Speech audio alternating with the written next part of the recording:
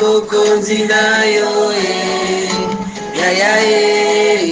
yayo bandi na kiti ya bokonzi na yo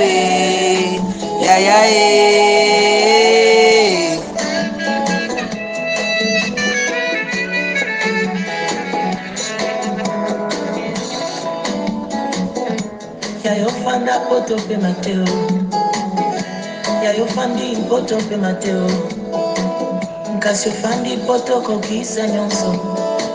Après avoir tout accompli sur la terre, ozwi kongo koleka bakombo nyonso, bapesi ngwende koleka bangwende nyonso, ofana na ngwende tongama na maboko ya moto te, menize ya ngwende na yo nde nani yo, nabotama nakuta yo nzambe na se na mo, nakoleka kotikala nzambe na se na mo, abamaleka kasi oza nzambe na se na mo, lelo nazala esengo akonetuna wende na yo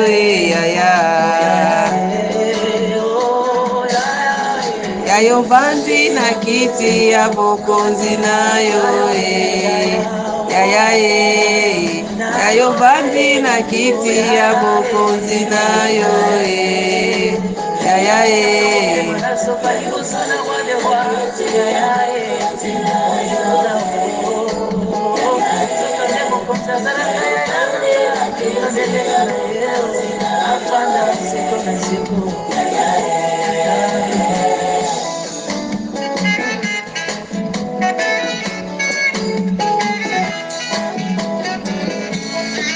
ngwende na yo babukisaka ngo te, ngwende na yo etatabanaka te, ngwende na yo ebanga rebellion te, ngwende na yo eninganaka te.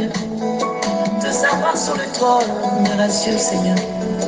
Surtout nayebi ofanda kaka boya mama sanjoli na nga te, kasi ofanda mpe okata makambo na nga nkolo mingimingi nayebi ozalaka na kan ya basantu yango soki mokili ekoza na besoin ya vi na nga, je suggère que le trône soit occupé par Jésus, par Jésus et Jésus. Oh, oh, ya, ya,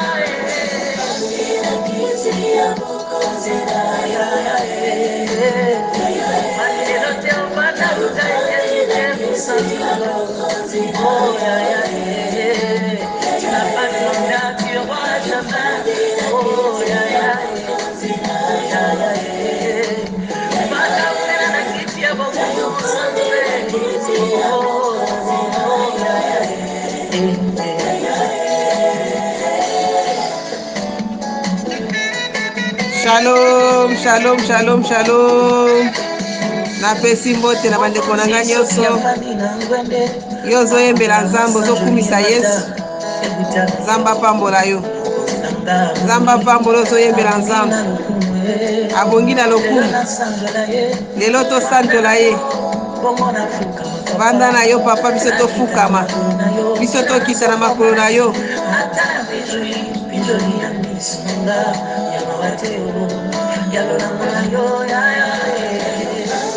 Kiti ya bokonzi na yo yayo bandi na kiti ya bokonzi na yo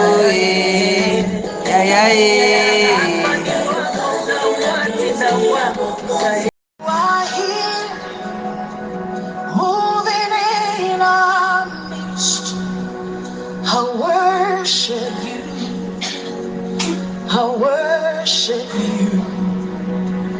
You are here, working in this place. I worship you. I worship you. You are here, moving in our midst.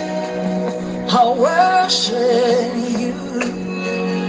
I worship you. You are here, working in this place. I worship you.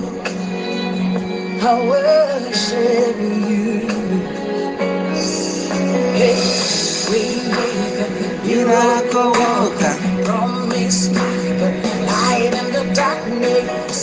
My God, that is who you are. Waymaker, miracle worker, promise keeper, light in the darkness. My God, that is who you are. You are here, touching every heart. I worship you, I worship you. You are here, here in every heart. I worship you, I worship you. You are here, turning lives around. I worship you, I worship you. You are here, mending every heart. I worship you, I worship you. Hey, we make a Miracle worker, promise keeper, light in the darkness. That is who you are. Hey, Waymaker, miracle worker, promise keeper, light in the darkness. My God, that is who you are. Wipe away all tears. You mend the broken heart. You're the answer to it all.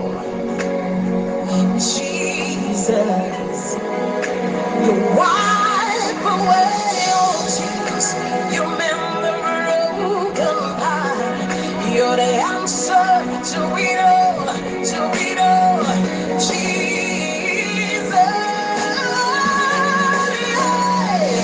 Waymaker, miracle worker, promise keeper, light in the darkness. My God, that is who you are. Waymaker, miracle worker, promise keeper, light in the darkness. My God, that is who you are. gloire à Jésus, gloire à Jésus, gloire à Jésus. Shalom, shalom, shalom. Bien-aimés dans un appétit, mbote na komona Yesu Christo, mokona Yesu pe mobikisi, le roi des rois, le Seigneur des seigneurs, Jésus-Christ, l'unique et le vrai. Mbote nanga précisément na pesi yango pe ba epa ya basali na Nzambe bate ya kabiso chaque fois na plateforme oyo mbote nanga komela bino, kotala ndenge bopambola kabiso mokona mokolo tote ya makananza na bino, o bopesa kabiso zaka ya motuya, ezo bakisa en plus na kati na biso, zamba mona bino, asa la bino bolamu ya ebele. Vraiment toza na oyo ezali kaka teme na biso ya lobi, toza kozinda na teme na biso ya lobi, teme na biso ya lobi tokozinda pe tokoyeba na kozala penda na sete o tokobeta sete na point moko oyo eza très capital esengelaki tolobela yango lobi, kasi lelo nde tozolobela yango, tozokontinue kaka na teme na biso. Verset biblique epesami biso ezali 2 Timothée 2 verset 22 kokita nango tina 23. Na tongo na lelo mama na nga Nzamba mono pe apambola yo, tokobondela yambo tolobela o nyonso moni mosantu atie na kati na biso tobondela. Éternel notre Dieu tikete banobi mabomoi emema bomoi kati ya moko na moko azwa esu molenda ikampiko na nzela na nzela ba o Nzambe moko na moko azwa esu esengo ya koluka pe ya kotalela yo lokumu nkembo masanzole kozonga na mboka na yo. Nous saluons ta présence, l'Esprit de Dieu, l'Esprit de la vérité. Tu es là pour nous parler, pour nous enseigner. C'est pourquoi nous t'élèvons ce matin. Tu as un plan merveilleux pour chacun de nous. C'est pourquoi tu es là. Merci Saint-Esprit pour ta présence. Amen. Gloire à Jésus. Na tongo na lelo oyo tokoyeba na kotanga makomi na Nzambe ezali 2 Timothée 2 22. Totangi makomi na Nzambe, totangi loba na Nzambe na kombo na Yesu. Fuyez les pensions de la jeunesse et recherchez la justice, la foi, la charité, la paix avec ceux qui invoquent le Seigneur d'un cœur pur. Repoussez les les discussions folles et inutiles, sachant qu'elles font naître des querelles. Or, il ne faut pas qu'un serviteur du Seigneur ait des querelles. Il doit, au contraire, avoir de la condescendance pour tout et être propre à enseigner, doux et de patienter. Samba pambola biso po ete tokotanga lerti mulai pendate soki totangi lerti mulai kozwa biso tana audio na biso ce matin vraiment tozaka na terme na biso tozolobela tu es une vase d'honneur. Pour être une vase d'honneur tolobela kilobi il faut être propre.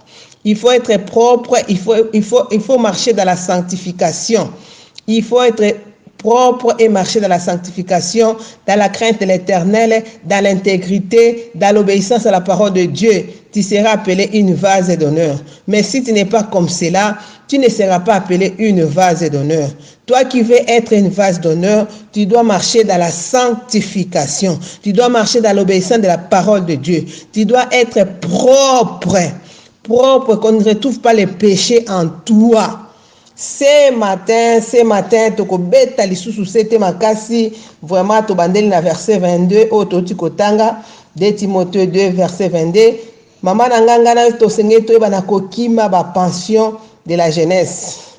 Nous devons fuir les pensions de la jeunesse et rechercher la justice. Maman, est-ce que kati na yo justice ezali ozaka juste nyoka ezali te. Soki nyoka ezali te nzambe azwa lokumu yo kobengama vase d'honneur. Kasi soki kati na nyoka ezali justice ezali te ko zela kutu te babengo vase d'honneur. Okozala vase d'honneur te parce que yo oza na nyoka. Na tongo na lelo tozokoba toujours na terme na biso sengeli na kati no bakuta foi ya ebele. Po yo benga ma vase d'honneur sengeli foi ezala ya ebele kati na oza na kondima moko ya liboma ngala loba kondima liboma foi sengeli ezala kati na yo ke ata nazomona nanu te menga na yebi na kozala honoré. Na yebi ke ngai na koyeba na kokoma mutu ya liboso. Ata lelo nazana na mutasuka me na yebi ke lobi ngai na koyeba na kokoma mutu ya liboso nzambo kosana bomo inanga. Pour être une vase d'honneur, c'est pas facile. Il faut remplir les critères. Les critères que le Seigneur nous demande, il faut marcher dans la sanctification, dans la crainte de l'Éternel. Pour marcher dans la sanctification, dans la crainte de l'Éternel, il faut avoir la foi en Jésus-Christ. Il faut croire en Jésus-Christ et que c'est Dieu que j'ai crié à lui. Il fera des grandes choses dans ma vie. Il fera des grandes choses dans ma vie. Je serai honoré. Malgré tout ça, on honoré ba humiliation, mais on dit que Nzambe oya honoré ngai, na komona esengo, na kotato la moyenne Nzambe, na ko témoigner. Pour être une vase d'honneur, il faut avoir la foi. Pour être une vase d'honneur, il faut avoir la charité, l'amour, la charité envers les autres. Si tu n'as pas la charité, c'est pas bien, tu ne seras pas honoré. Dieu ne t'honorera pas, au cause de la honorité. Il faut avoir la paix. Il faut avoir la paix avec ceux qui invoquent le Seigneur d'un cœur pur. Si tu n'as pas la paix avec ceux qui invoquent le Seigneur, tu ne seras pas honoré au cause de la honorité.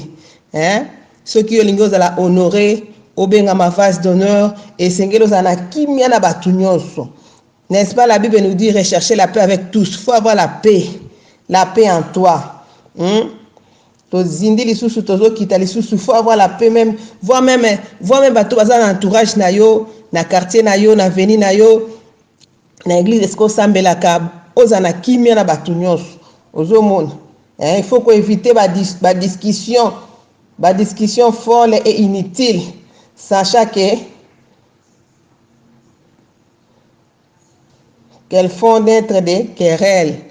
Ba discussion inutile wana ekreaka ba querelle ekreaka makelele ekreaka ba trouble moko donc ya makasi esengeli yo éviter yango surtout yo za mosali na Nzambe mama oza mosali na Nzambe oza mwana na Nzambe osengeli oza na ba querelle na batute esengeli na oza la penda na ba dispute na batute ba discussion kati na yo ezala te Nzambe abatelaka yo toujours po ete yo kota na kati ya makama modèle wana te.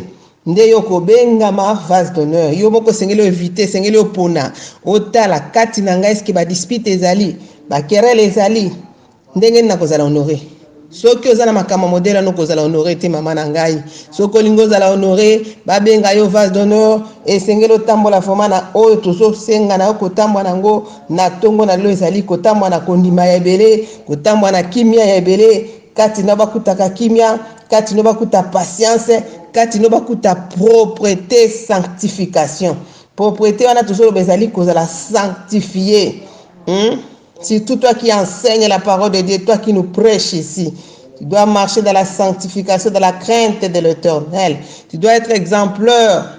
Ce matin, que le Seigneur nous bénisse et nous garde et nous protège. Toi qui vas marcher dans toutes ces attitudes que nous allons nous comporter avec durant cette période où tu ami yoko yeba kozala honoré. Kasi soki yoko marcher na batitude otolobia wate oza penda muto oza na kimia te katikati na yo motema noza kaka moto ya kobunda ya koswana yo kozala honoré te soki yo kozaka na oyo ezali motema oyo ezali ya kobanga ozangi kondima odutaka okozala honoré te po yo ozala honoré esengeli olongola dute katikati na yo bwaka dute otia kondima oyo ezali penda ya mozindo koba ete nga na ndimi nzambo akokamwisa nga kosalela nga bikamwa na kotatola lisusu monene na nzambe malgré situation na nga. Je serai honoré. Que le Seigneur nous bénisse, nous garde parce que na tongo na yo toteami na tina na oyo etali vraiment yo ozali vase d'honneur. Okozala vase d'honneur soki yo oremplir ba critères oyo toyebi koloba awa foi, paix, charité, justice. Nde kozala vase d'honneur. Gloire à Jésus, que le Seigneur nous protège, nous garde. Nous tous, et nous voulons bien être des vases d'honneur. Nous devons se comporter dans ces attitudes que nous venons de citer. Que le Seigneur te bénisse. Que le Saint-Esprit soit avec toi pour que tu remplisses ces critères. Amen. Gloire à Jésus.